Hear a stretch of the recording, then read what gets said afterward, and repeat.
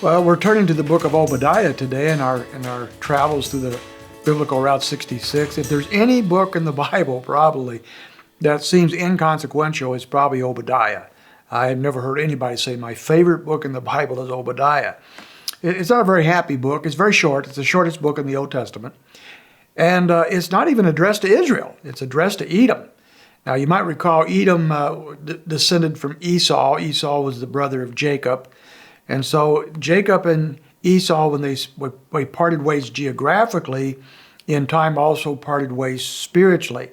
The people of Jacob's descendants were those that at least officially followed Jehovah and on occasion did follow him personally. But the people of Esau very quickly moved into the tribal gods and the mythologies of the region and never did follow the Lord. And so Esau and Jacob, as brothers, didn't get along, and as nations, they never got along either.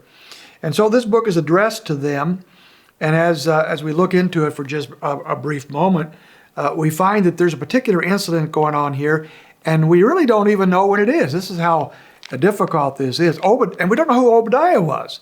I think there's about 14 Obadiahs in the Bible, and we don't even know if this is one of them. So we're kind of left up in the air on that. We don't know a lot of things about the book. We don't know when it was written or why. The scholars have two opinions about this. Some believe that an incident took place back in the 845 BC era, in which the Arabs and the Philistines were destroying Israel. And as they fled, the Edomites also turned on Israel. Others believe, however, that this is an event that took place when Judah was being destroyed in 586 BC. So we've got a 300-year gap here between the two events, possibilities. So we don't really know exactly when this took place. But what we do know is there was a devastation going on among the people of God, the Jews.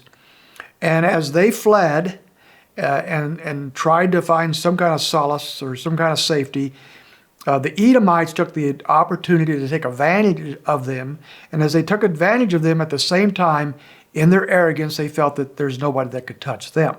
We see, for example, in verse 14, what they were doing.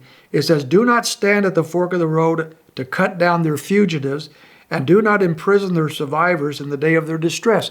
God was especially upset with Edom because they were taking advantage of the Jews who were fleeing from some other enemy. And so that was the actual issue of the book itself. But on top of that, the Edomites were trusting in themselves. As a matter of fact, there's an interesting play on words here. In verse 8, they were trusting in Mount Esau. This is where they lived, in the mountainous regions that protected them.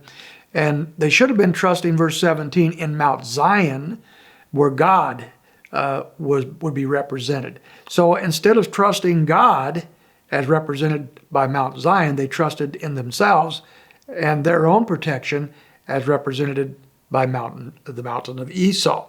But the real problem goes back to verse 3. The arrogance of your heart has deceived you. They're arrogant people. That's our key word, by the way, arrogance.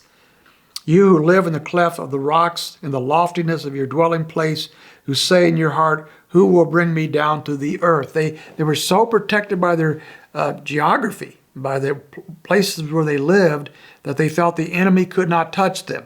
Now, the enemy could come in and destroy Israel. And that wasn't a big deal.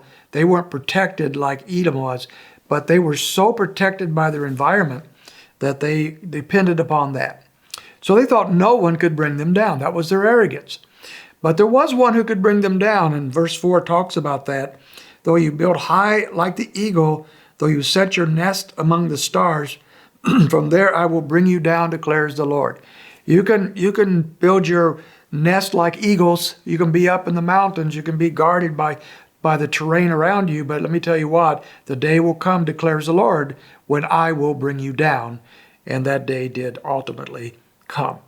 And so we have our key word is arrogance. And we're going to use that verse also. That first part of that verse is our key verse. The arrogance of your heart has deceived you. There's very little in this book that is hopeful. It is a book of doom on Edom, and ultimately they were destroyed. But the key verse is the arrogance of your heart has deceived you. My friends, may we not let the arrogance of our own hearts deceive us. Arrogance and pride is so deceptive. It is so common. Let us not allow that arrogance in our own hearts to deceive us. The book of Obadiah is given to us to warn us of the devastation that follows arrogance. So let's examine ourselves as we think about walking with Christ today.